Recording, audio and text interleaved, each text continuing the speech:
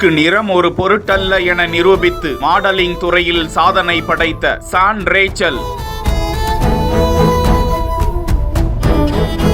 எதனால் ரேச்சலுக்கு மரணம் நிகழ்ந்தது?